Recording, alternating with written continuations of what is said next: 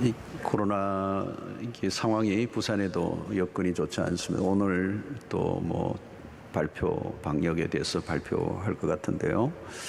매일매일 우리 예배가 위협을 받는 게 항상 참 너무 안타까운데, 우리가 모여서 예배 드릴 수 있는 것이 얼마나 큰 축복인지. 서울은 이미 다 이렇게 비대면 예배로 바뀌어져 있습니다.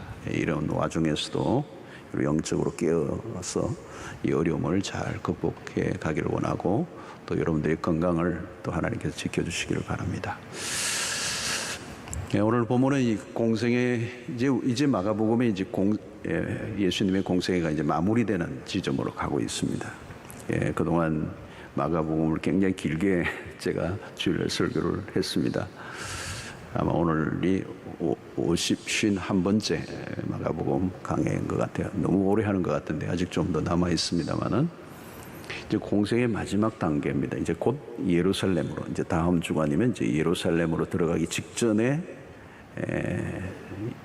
여리고에 잠시 들으시는데, 이제 곧 십자가 앞에 다가오고 있습니다. 그런데 오늘 이 맹인 바디메오의 치유 사건이 등장합니다. 예수님의 공생애의 마지막 치유 사건입니다. 예수님의 생애의 핵심적인 세 가지 사역이 있죠. 하나는 프리칭, 설교, 두 번째는 티칭, 가르침, 세 번째는 힐링, 치유 사건입니다. 세 개는 예수님의 공생의 주된 사역이었습니다. 자, 근데 오늘 예수님은 지금 십자가가 바로 목전에 있습니다. 사실 다른 데에 신경을 쓸 겨를이 없으시죠. 굉장히 다급하고 어마어마한 사건이 폭풍처럼 밀려오는 이때에 한 맹인을 고쳐주는 사건을 위해서 멈추십니다. 가는 길을.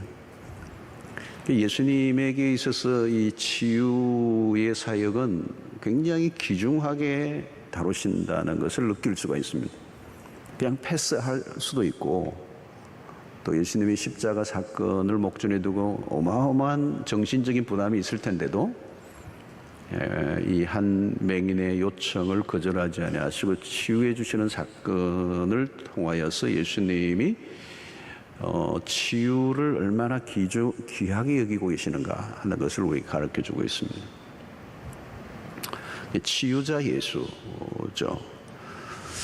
자, 왜 예수님은 이렇게 치유에 관심을 가지시고 또 이 마지막 단계도 한 사람에 대해서 치유를 베푸시는가? 이것이 예수님이 오신 목적 중에 하나이기 때문이라고 얘기할 수 있습니다. 예수님의 설교는 하나님의 나라가 가까워왔다. 예수 그리스도가 이 땅에 오심으로 하나님의 나라가 시작이 되었습니다. 하나님의 나라가 시작되었음을 알리는 구체적인 사건이 뭐냐면 치유 사건입니다. 병든 자들이 치유함을 얻고 귀신 들린 자들이 쫓겨나는 역사가 일어나고. 왜 귀신 들린 사람들이 이 땅에 이렇게 많고 병자들이 이렇게 많은가? 이 세상이 죄로 인하여 깨어져 있기 때문에 그렇습니다. 우리는 늘 지금 질병을 자연스럽게 받아들이고 또 비정상 장애를 가지고 있는 것을 우리는 그냥 일상으로 받아들이지만, 이 하나님의 나라를 선포하실 때 예수 그리스도의 관점은 이 세상이 정상이 아니라는 겁니다. 본래는 그렇게 하나님이 이 세상을 짓지 않았다는 말이죠. 우리가 고통하고 절망하고 질병에 허덕이고 죽음으로 가는 그런 인생으로 하나님이 만드시지 않았어요. 처음 본래 에덴 동산에서 하나님의 인간의 창조는 너무 아름답고 부족함이 없고 완전하고, 그래서 모두가 정상이었단 말이죠. 그런데 이게 비정상이 된 것이죠. 그래서 우리의 육체뿐만 아니라 우리의 정신, 우리의 마음도 다 깨어져 버린 세상. 그래서 예수 그리스도 이 땅에 오셔서 하나님의 나라를 선포하시고, 이 하나님의 나라가 회복되는 그 과정 안에 상징적인 사건이 뭐냐면 병자들이 낫는 역사를, 비정상적인 사람들이 정상인이 되는, 장애를 안고 있는 사람이 장애가 사라지는 일들이, 이제 하나님의 나라가 왔다는 그 구체화되는 것을 알려주시는 것이 바로 치유 사건입니다. 여러분, 그리스도는 치유자이십니다. 오늘 그 치유를 어떻게 행하신가를 본문에서 알려주고 있습니다. 본문 사건은 예수께서 여리고로 가실 때 일어난 일입니다. 등장하는 인물은 맹인입니다. 맹인이란 말은 그 시대는 오늘 시대와 달라요. 고대 사회에서 그냥 거지입니다. 그래서 거지라고 얘기하고 있습니다. 이름은 바디메오인데 디메오의 아들이라는 말이에요. 그래서 우리는 바디메오라 그렇게 이름합니다. 자, 오늘 이분의 프로필을 보면 얼마나 험난한 인생을 살아왔는가를 충분히 알려주는 겁니다. 맹인이고 거지. 고통을 겪는 여러분 당사자, 어떤 일로 인하여 비정상, 장애를 앓고 있으면서 그것으로 인하여 고통을 앓고 있는 그 사람의 고통을 제3자는 그 누구도 알 수가 없어요. 여러분, 우리가 정말 볼 것을 보고 들을 것을 듣고 맛을 느끼고 우리의 감각을 갖고 이렇게 후각을 갖고 있다는 것은 너무도 큰 축복이에요. 앞을 보지 못하면 어떻게 됩니까, 여러분? 타인의 도움을 받아야 됩니다. 주도적인 삶이 불가능한 겁니다. 그러므로 그 당시에 맹인이 된 순간 그런 밑바닥의 인생이 되는 겁니다. 바디메오는 떠밀려 다니는 인생, 소외자로 산 것입니다. 누군가 던져주는 동전으로 연명해 오는 것. 이게 사는 게 아니죠, 여러분. 그런 하늘을 바라본 적이 없습니다. 땅만 바라보았어요. 그런 그에게 어느 날 운명적인 날이 다가왔습니다. 예수님이 지나가신다는 거예요. 바디메오가 소리를 지릅니다. 다윗의 자손 예수여, 나를 불쌍히 여기소서. 여러분, 여기 나를 불쌍히 여기소서. 여러분, 이게 중대한 고백입니다. 나를 불쌍히 여겨주십시오. 이 고백 안에는 뭐가 있냐면 나에게는 소망이 전혀 없습니다. 그야말로 절망적인 상태를 의미하는 거예요. 여러분, 아무나 이런 고백을 하지 않습니다. 나는 아무것도 할 수 없습니다. 여러분, 이게 어린 아이와 같은 모습이에요. 우리가 앞부분에서 살펴보았던 것처럼 마가복음 10장 15절에 내가 진실로 너희에게 이르노니 누구든지 하나님의 나라를 어린 아이와 같이 받들지 않는 자는 결단코 그곳에 들어가지 못하리라. 이 어린 아이와 같지 않는다는 이 말이 그거예요. 의존적인, 자기 스스로는 아무것도 할 수 없는 연약한 존재임을 이렇게 고백하는 사람. 여러분, 대개는 자신의 모습에 대한 정직한 인정을 하지 않고 삽니다. 사람들이 하나님께 나아가지 않는 이유가 뭔지 아십니까? 자존심 때문이에요. 죽어도 자존심을 붙듭니다. 나는 병든 사람이 아니라는 거예요. 나는 실패자가 아니야. 나에게는 힘이 있어. 나에게는 아직 뭐가 있다는 거죠. 나는 약하지 않아. 여러분, 이 인간의 자존심입니다. 그래서 버틸 때까지 버티는 거죠. 그래서 자기의 자랑과 자기의 의의를 붙드는. 여러분, 인간은 자기가 붙들 것이 하나라도 있으면 저항합니다. 하나님 앞에 나가지 않아요. 조금이라도 돈이 있으면 그걸 붙드는 거죠. 내가 조금이라도 건강하면 그걸 붙드는 것입니다. 여러분, 바디메오에는 나를 불쌍히 여기소서, 이 말은 나는 붙들 것이 아무것도 없습니다. 완전히 깨어진 상태예요. 전적 무기력을 호소하고 있습니다. 이것이 바로 심령이 가난한 자의 모습이죠. 심령이 가난한 자가 복이 있다는 거예요. 저들이 배부름을 받을 것이다. 여러분, 언제 우리가 은혜를 받습니까? 바로 이 상태예요. 나를 불쌍히 여겨 주십시오. 어떤 자기 안에 자존심도 갖고 있지 않아요. 완전히 바닥난 상태 속에 마지막 남아있는 자존심마저 완전히 던져놓고 그 주님의 자비와 긍휼을 구하는 모습. 여러분, 우리는 이 바디메오 같은 심정이 필요해요. 나를 불쌍히 여겨 주십시오. 여러분, 기도가 뭡니까? 기도가 그거예요. 나를 불쌍히 여겨 주시옵소서. 저는 새벽마다 기도할 때 빠뜨리지 않는 기도가 이 기도입니다. 주 예수 그리스도시여, 이 죄인을 불쌍히 여겨 주시옵소서.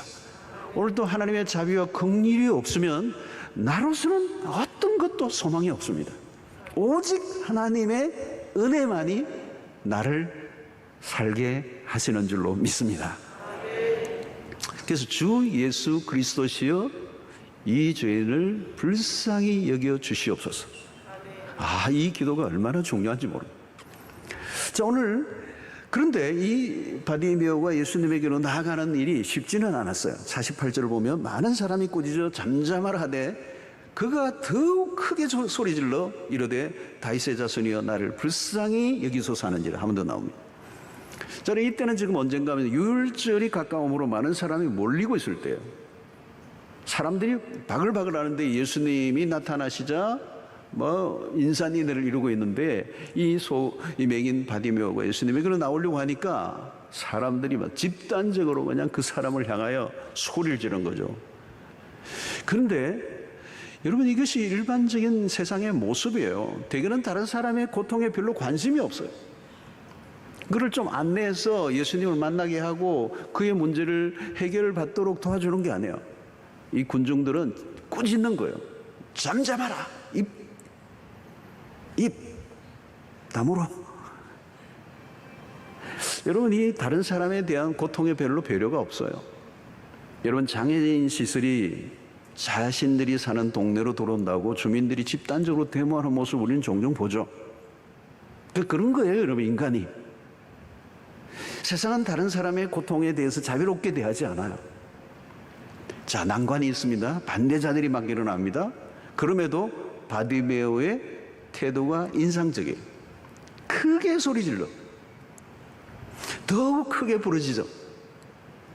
그는 조금 더 물러서지 않아요. 50절에서도 보시면 적극적이에요. 예수님이 부르니까 겉옷을 벗어버리고 뛰어 일어나. 여러분, 마태복음 11장 12절에 눈여겨볼 구절이 하나 나옵니다. 세례요한의 때부터 지금까지 천국은 침노를 당하나니 침노하는 자는 빼앗느니라. 그러니까 하나님 앞에 나갈 때 우리의 태도가 소극적이면 안 된다는 거예요. 지금 목이 마른 거죠. 목이 마른 거예요. 물러설 수 없다는 겁니다. 간절한 거죠. 그래서 마태복음 5장 6절에 이런 거예요. 의에 줄이고 목마른 자는 복이 있나니. 목마른 자는 복이 있다. 목마른 자들이 복이 있는데 그들이 뭐예요? 그들이 배부를 것이며. 진짜 목이 마른 자가 이게 중요한 거예요. 여러분, 하나님 앞에 나와도요, 정말 하나님의 은혜가 필요한 사람이 구하는 모습과 그렇지 않은 사람은 차이가 납니다. 정말 여러분, 교회도 그냥 와보신 분하고 그냥 오늘 한번 가보자 이렇게 오신 분하고 정말 예수님을 만나고 싶어서 예수를 진짜 찾아온 사람과의 태도는, 모습은 달라요. 오늘 이 바디메오 모습은 크게 소리질러. 막 반대하는데도 더욱 크게 소리질러. 목마른 자예요. 심령이 가난한 거예요. 절대적으로 하나님의 은혜가 아니면 살 수 없다는 이 절박감을 가지고 나아가는 거예요. 자, 바디메오가 물러서지 않아요. 이것은 바디메오의 어떤 적극적인 열심. 그러나 여러분, 그보다 더 중요한 것은 이런 적극적인 태도와 열심이 어디로부터 나왔느냐는 거예요. 그게 바로 믿음이라는 거예요. 여러분, 우리가 열심으로 하는 거는, 우리 열심으로 하는 거는 오래 못 갑니다. 열심히 했다가 그 열심이 어떤 데는 어떻게 될지 몰라요. 열심의 근거가 중요한 것입니다. 바디메오는 예수가 누구인지를 알고 있어요. 그는 예수님에 대한 소식을 지금 들어왔던 거예요. 사람들 속에서 막 이 소문이 들리고 지나가는데도 뭔가 얘기를 하는데 들어보니까 예수님에 대한 얘기예요. 근데 그 예수에 대한 소문을 듣는 가운데 놀랍게도 이 바디메오의 심령 가운데 믿음이 생긴 거예요. 그런데 그분이 평범한 선생이 아니라는 걸 알았던 거죠. 그냥 평범한 랍비가 아니라는 거예요. 그는 그리스도가 메시아라고 하는 사실을 믿음이 그 안에서 생기기 시작합니다. 여러분, 그런 시각의 장애가 있었지만 그리스도에 대한 눈이 열린 겁니다. 여러분, 육안보다 마음의 눈이 더 중요해요. 두 눈을 뜨고 있다고 모든 것을 보는 것은 아닙니다. 눈을 뜰 때보다 감고 있을 때 더 많은 걸 볼 수가 있어요. 눈으로 보지 말아야 될 걸 보고 하는 경우가 얼마나 많아요. 헬렌 켈러가 그런 얘기했어요. 두 눈을 뜨고도 볼 것을 보지 못하는 것보다 눈으로는 보지 못하지만 마음의 눈으로 볼 수 있다는 것이 얼마나 아름다운 일인가. 여러분, 눈을 뜨지 못했지만 영혼은 더 깊은 것을 볼 수 있다. 바디메오는 오늘 다윗의 자손 예수여 이렇게 부르짖었습니다. 이 다윗의 자손이라는 이 말은 예언된 메시아라는 거예요. 예언된, 구약의 선지자들에 의해서 오랫동안 예언된 그 메시아, 그분이 지금 이 앞에 있다는 거예요. 그러니까 그는 놓칠 수 없는 거예요. 반대하는 사람들의 목소리 상관없어요. 반대 소리가 더 커져도 그는 물러서지 않아요. 포기할 수 없어요. 여러분, 우리가 믿음으로 나아갈 때 방해물이 있어도 정말 믿음이 있는 사람은 포기하지 않아요. 자기 열심으로만 나갔던, 승부를 걸었던 사람 나가 떨어질 수 있어요. 그러나 믿음으로 그런 반응한 겁니다. 분명히 이분은 예언된 그분이고 메시아요, 구원자요, 하나님의 아들이시라면 나는 포기할 수 없다는 거죠. 여러분, 왜 포기하는가? 가만히 보세요. 포기하는 이유는, 도중하차하는 이유는 믿음이 없기 때문에. 믿음은 물러서지 않아요. 끝까지 가는 것입니다. 그냥 열심이 아니라 믿음을 가진 열심이 기적을 낳는 것입니다. 자, 49절에 보니까 예수께서 머물러 서서 그를 부르라 하시니 그들이 그 맹인을 부르며 이르되 안심하고 일어나라. 그가 너를 부르신 다음에 마침내 예수께서 그를 부르셨습니다. 예수님은 바디메오의 믿음을 보신 거죠. 그의 간절함 속에 있는 믿음을 보신 겁니다. 믿음은 여러분 드러나게 돼 있어요. 믿음은 행동하게 돼 있어요. 행동을 보면 믿음의 정도가 드러나는 것입니다. 우리가 기도를 할 때도 보면 하나님은 다 아십니다. 아십니다. 우리의 감정, 우리의 뉘앙스, 그 목소리 톤, 여기에서도 믿음이 다 드러나요. 여러분, 예수님은 믿음을 알아보십니다. 한때의 열심인지 믿음으로 나온 것인지를 아십니다. 마음과 마음이 통하는 것이죠. 마침내 그를 부르십니다. 사람들이 예수의 말씀을 전해줍니다. 안심하라. 그가 너를 부르신다. 여러분, 믿음은 반드시 보상을 받죠. 믿음으로 나아가는 자를 주께서 외면하지 않으신다는 겁니다. 자, 그리스도가 부르셨다는 게 참 중요한 것입니다. 그를 주목하신 겁니다. 맹인으로 그는 한 번도 다른 사람의 주목을 받아본 적이 없습니다. 소외와 그리고 무관심과 냉대를 받아온 인생이에요. 그런데 우리 주님이 그를 주목하셨습니다. 주목하는 순간 상황은 달라지죠. 50절에 맹인이 겉옷을 내버리고 뛰어 일어나 예수께 나아오거늘. 적극적입니다. 믿음의 반응이에요. 예수께 나아오거늘. 여러분, 이 어떻게 나왔을까요? 맹인인데 그는 앞을 보지 못합니다. 누군가의 인도로 예수 앞으로 왔어요. 거절과 무시와 방해를 하는 사람도 있지만 돕는 사람도 있는 것입니다. 길을 막아서는 사람도 있지만 길을 열어주는 사람, 욕을 해대는 사람도 있지만 격려하는 사람도 있는 거예요. 중요한 것은 주님이 부르시면 길이 열리게 되어 있다는 거예요. 52절에 보니까 예수께서 이르시되 가라, 내 믿음이 너를 구원하였느니라 하시니 그가 곧 보게 되어 예수를 길에서 따르니라. 가라, 내 믿음이 너를 구원하였다. 그가 곧 보게 되어 이랬어요. 여러분들, 이것이 바로 예수님은 정확하게 보시는 겁니다. 가끔 보면 저분이 믿음이 참 대단해 보여 그랬다가 어느 날 보면 믿음이 없는 분 같아 보이는 분이에요.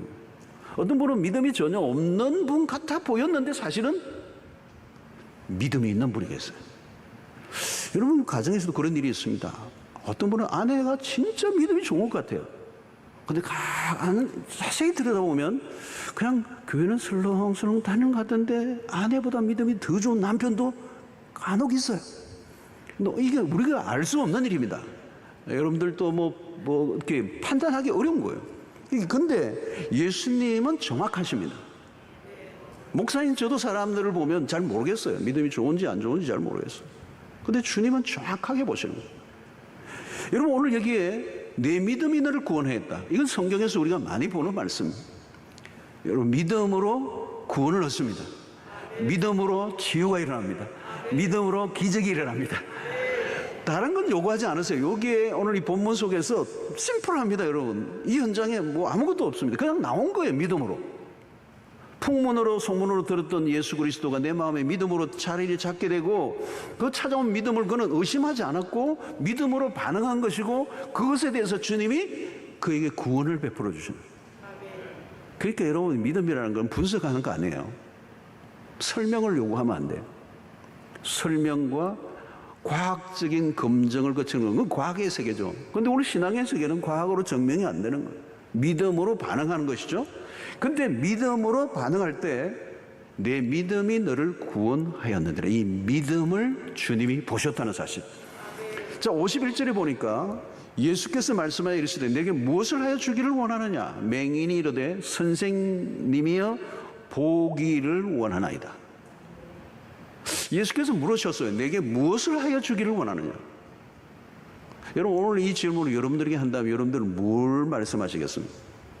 무엇을 하여 주기를 원하느냐. 예수님이 오늘 나에게 이 질문을 던지신다면 여러분들 어떤 답을, 무엇을 구하시겠습니까? 예수님을 찾아오는 목적이 다양하겠죠. 어떤 분은 뭐 자기 사업의 문제, 일신상의 문제, 가정의 문제, 자녀의 문제, 결혼의 문제, 사업의 문제, 다양한 문제를 가지고 주님에게로 찾아올 것입니다. 어떤 문제를 가지고 있든지 주님을 찾는 것은 좋은 일이에요. 근데 여러분, 모두가 너가 무엇을 원하느냐라고 할 때 바른 대답을 할 수 있는 사람이 많지 않아요. 우리는 바로 앞부분에서 제자들마저도 그들은 엉뚱한 것을 구했습니다. 하나님의 나라가 임할 때에 한 사람은 당신의 오른쪽에, 한 사람은 왼편에 앉게 해달라. 이런 구하는 엉터리 제자들이 있어요. 그들은 무엇을 구해야 되는지를 몰랐어요. 그들은 야망을 구한 것이죠. 여러분, 내가 무엇을 하여 주기를 원하느냐? 어려운 것입니다. 나의 필요가 뭔가, 진정한 필요가 뭔가, 나의 가장 절실한 것이 무엇인지 잘 몰라요, 여러분. 여러분, 유명한 철학적인 명제인 너 자신을 알라. 우리 흔히 이 소크라테스가 한 말로 하는데 사실 소크라테스가 한 말이 아니죠. 그런데 이 소크라테스가 한 말 중에 하나가 뭐냐? 그가 한 말은 따로 있어요. 그게 뭐냐 하면 적어도 자신이 무지하다는 것을 안다라고 하는 것이죠. 여러분, 인간은 무지하다는 걸 몰라요. 그런데 자기가 무지하다는 걸 안다. 무지한다는 거, 내가 무지하다는 것을 아는 것 자체도 대단한 거예요. 그 대부분은 내가 무지하다는 걸 모르고 사는데 이 무지가 보통 무지가 아니에요. 이런 신앙의 세계에서도 마찬가지입니다, 여러분. 기도가 중요하다는 말을 많이 듣고 또 들었어요. 기도 중요해요. 열심히 기도하라는 말도 많이 들었어요. 그런데 정작 무엇을 구해야 하는지에 대해서는 간단한 문제가 아니에요. 내가 무엇을 하여 주기를 원하느냐. 대부분 우리의 기도가 우리의 욕망과 연결될 때가 많아요. 그래서 야고보 선생이 그랬잖아요. 우리가 구하여도 얻지 못하면 정욕으로 쓰려고 잘못 구합니다. 많은 경우는 잘못 구하기 때문에. 그런 면에서 바디메오는 제대로 구하고 있습니다. 보기를 원하나이다. 제자들보다 훨씬 더 나은 소원을 얘기하고 있습니다. 자, 그러면 맹인이 보기를 원한다는 강구가 뭐 대단한 거냐라고 생각할 수가 있습니다. 그렇지 않습니다, 여러분. 날 때부터 일평생 눈을 뜨지 못하고 맹인으로 살아온 사람은 그 자신의 삶을 그대로 받아들이고 수용하고 인정하고, 그리고 이 눈을 뜨게 해줄 수 있는 존재라고 하는 것이 있다는 사실을 생각하지 않고 살아요. 그걸 구한다는 건 불가능한 거예요. 이 대부분은 그냥 동전을 구하고 내 삶의 필요를 채우는 어떤 일상의 문제를 구하고 끝날 거예요. 감히 내 눈을 보게 해달라고 하는 이 기도를 할 수 있는 사람이 없어요. 그런데 오늘 그런 단순한 바램이나 넋두리를 한 게 아니에요. 지금 앞에 있는 이분에 대한 메시아에 대한 믿음을 가지고 있는 거예요.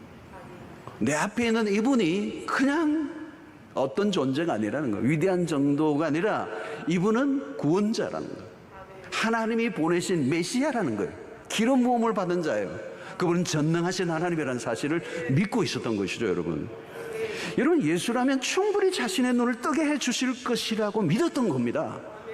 바디메오는 자신의 절망적인 상태보다 그리스도가 누구이신가에 초점을 분명히 맞추고 있는 것, 이게 바디메오가 가지고 있는 믿음이고, 주님은 그 믿음을 보시고 내 믿음이 너를 구원하였다 선포를 해 주신 줄로 믿습니다.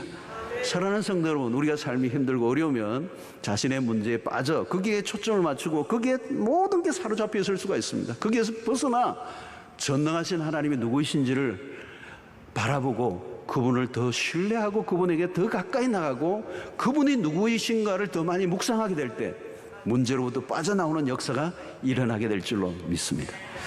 자, 52절 하반절을 보니까 곧 그가 보게 되어 예수를 길에서 따르니라. 마지막 대목이에요. 자, 여기 보면 곧 그가 보게 되어.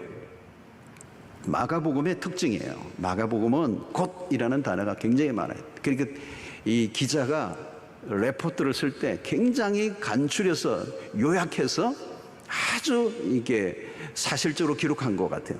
굉장히 박진감이 있는 게 마가복음. 자, 예수님이 말씀하시자 역사가 일어나는 곧 그가 보게 되어. 자, 그가 보게 되어 어떻게 해요? 예수를 길에서 따르니라. 그러면 여러분, 이 맹인이 눈을 뜨면서 가장 먼저 본 분이 누구예요? 그리스도예요.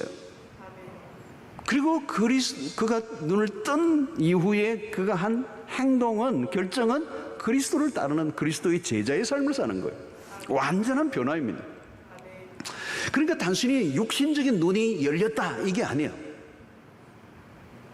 성도 여러분, 이 복음서에는 맹인 눈을 뜨는 사건이 여러 번 나옵니다. 근데 여러분, 이 성경에 나오는 이 치유 사건들 하나하나가, 기적들은 다 상징적인 의미예요. 심볼릭한 게 있어요. 그게 무슨 메시지가 있다는 말입니다. 단순히 어떤 눈을 뜨긴 기적이 일어난 것으로 끝나는 해프닝이 아니라 그 사건을 통하여 주시고자 하시는 메시지가 있다는 거예요. 여러분, 죄로 인하여 인간이 잃어버린 비극 중에 하나가 뭐냐면 영적인 시력을 잃어버린 것입니다.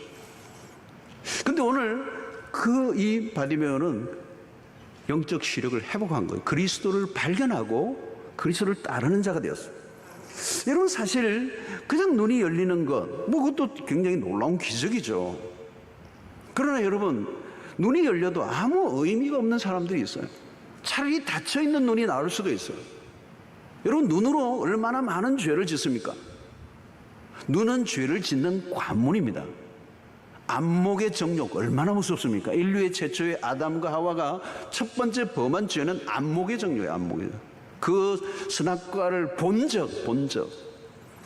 모든 죄는 눈으로부터 시작이 돼요. 믿음의 눈이 열려야 돼요. 그리스도를 봐야 돼요. 눈이 열린 것은 기적 중의 기적입니다. 육체적인 눈만 열린 게 아니에요. 영적인 눈이 열려야 한다는 거예요. 영적인 눈이 열린다는 것은 영적 무지에서 벗어남을 의미합니다. 죄로 인한 비극은 영적인 분별력을 잃어버렸기 때문이에요. 왜 무지합니까? 영적인 눈이 닫혀있기 때문에. 여러분, 신앙을 가진다는 게 뭔지 아십니까? 눈이 열리는 것입니다. 눈이 열려야 돼요. 영 안이 열려야 합니다. 그게 축복 중에 축복이고 그게 회복입니다. 왜 죄를 짓습니까? 죄가 안 보이니까. 하나님이 안 보이니까. 마음대로 사는 거잖아요, 여러분. 그게 무지죠, 무지. 죄를 짓는 줄 모르고 죄를 짓습니다. 하나님이 안 보이면 내가 신이 되는 겁니다. 그러면 어때요? 막 사는 거죠. 죄인식 자체가 없으니까 망하는 건 시간 문제입니다. 눈이 열려야 다르게 사는 것입니다. 진정한 치유는 그런 의미에서 육체의 병만 낫는 게 아니고 영적인 치유가 같이 와야 돼요. 그래서 예수를 길에서 따르더라. 이 예수를 따른다는 것 안에 많은 의미가 담겨 있어요. 여러분, 병으로부터 자유를 누리는 사람에게만 일어날 수 있는 거예요. 질병에 묶여 있는 사람은 묶여 있어요. 누구를 따르는 거예요? 따를 수 없어요. 예수를 따른다는 것은 모든 것으로부터 자유를 얻을 때 가능한 것입니다. 자신을 묶고 있던 모든 족쇄가 풀려진 겁니다. 진정한 자유를 얻는 거죠. 사랑하는 성도 여러분, 지금은 세상이 많이 끼어져 있습니다. 고통하는 세상, 고통하는 영혼들이 너무 많아요. 깨어진 삶이 널려져 있습니다. 우리는 이미 시작되었지만 아직 완성되지 않은 하나님의 나라의 사이에 있어요. 그죠?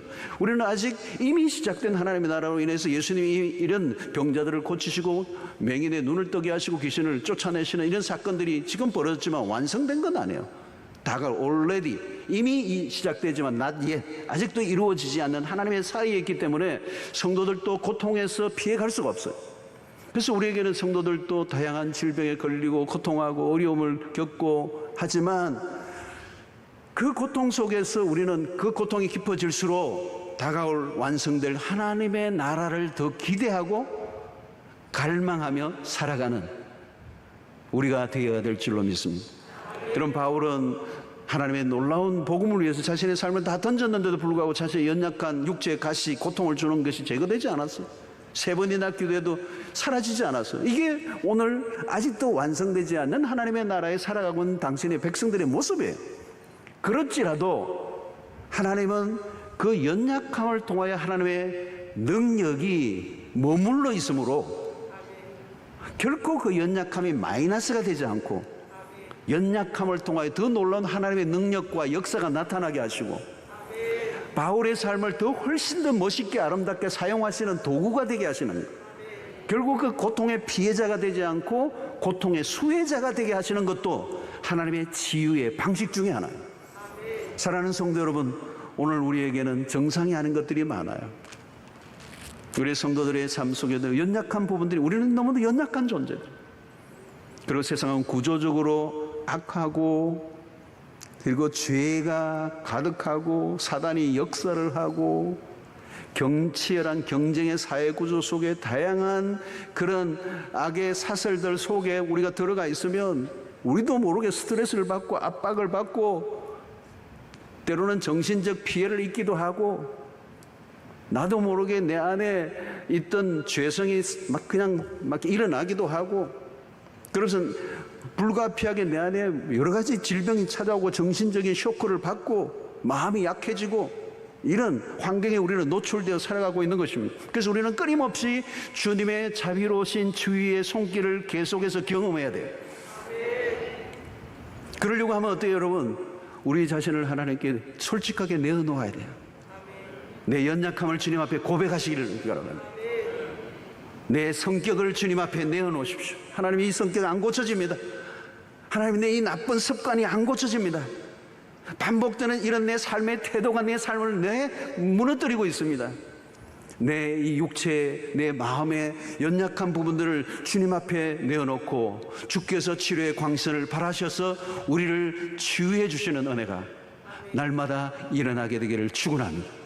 우리는 그리스도를 wounded healer라고 얘기하죠. 상처 입은 치유자. 그리스도는 끊임없이 당신도 공생의 동안에 상처를 입고 또 입고 사셨어요. 그럼에도 불구하고 당신은 당신의 상처를 끌어안고만 살지 않고 다른 사람들을 치유하는 삶을 그리스도가 사셨던 것처럼 오늘 우리는 끊임없이 그리스도를 통하여 치유를 경험하고 회복을 경험하고 또 그 회복을 경험한 사람들이 모인 공동체 안에, 사랑방 안에 들어가셨어요. 여러분, 이 사랑방 공동체가 치유의 공동체가 될 수 있어요. 세상에 가면 우리가 상처를 입을 수밖에 없어요. 그냥 온 만신창이가 될 수가 있어요. 그대로 두면 여러분, 그냥 병을 끌어안고 살고 있는 거죠. 비정상적인 장애를 안고 사는 거와 마찬가지예요. 그러나 하나님의 공동체 안에 들어와 치유를 경험한 백성들 안에 들어있으면 나도 모르게 치유가 되는, 여러분 가족 안에 들어오면 가족 관계 안에 치유가 일어나는 것과 똑같이 믿음의 공동체인 사랑방 안에서 치유를 경험하고 이제 치유된 하나님의 백성들이 계속 치유를 경험할 뿐만 아니라 상처와 고통으로 힘들어하는 우리 이웃들에게 다가가 그들을 그리스도로 인도하고 그들 역시 치유와 회복을 경험하여 세상을 살기 좋은 세상으로 만드는 일에 쓰임받는, 그런 일에 쓰임받는 여러분들 되시기를 주의 이름으로 축원합니다.